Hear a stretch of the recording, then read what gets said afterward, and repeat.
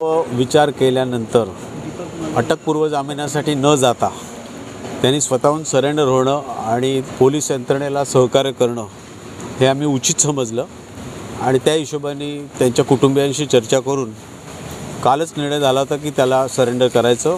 आज तो आला रे आला की बाजारपेठ पोलीस स्टेशनला येईल, स्वतःला सरेंडर करायचं इच्छा दर्शवेल तो आणि पुढची सगळी न्यायिक प्रक्रिया जी आहे ती होईल असं आजच आमचं दुपारी ठरलं होतं आणि त्यानुसार सगळं घडलेलं आहे।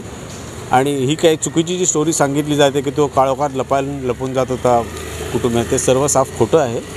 तपास यंत्रणेशी सहकार्य करणं, जे काही त्यांच्यावरती आरोप झालेले आहेत ते कसे निराधार आहेत हे सांगणं तपास यंत्रणेला आणि न्यायाला सामोरं जाणं न्यायालयाला हे आता आम्ही ठरवलेलं आहे।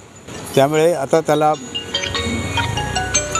मालवणला गेल्यानंतर त्याला उद्या मॅजिस्ट्रेट कोर्टापुढे हजर केला तर तेव्हा आम्ही तिथे हजर होऊ आणि जे काही योग्य युक्तिवाद करायचा तो केला जाईल उद्याला। रात्रीच्या वेळेला घरी येणं किंवा पोलिसांना अशी माहिती नाही असं सांगितलं जातं, त्याकडे कसं म्हणजे नाही बरोबर, ते अत्यंत गुप्तता पाळली होती कारण याच्यामध्ये खूप घाणेरडं गलिच्छ राजकारण झालेलं आहे। खूप याच्यावरती काही जणांनी आपल्या राजकीय पोळ्या भाजून घेतलेल्या आहेत, त्यामुळे आणखी त्याला कुठले फाटे फुटू नयेत आणि सर्व शांततेने व्हावं हाच त्याचा मागचा हेतू होता। कुठली लपाछपी काही करायची नव्हती।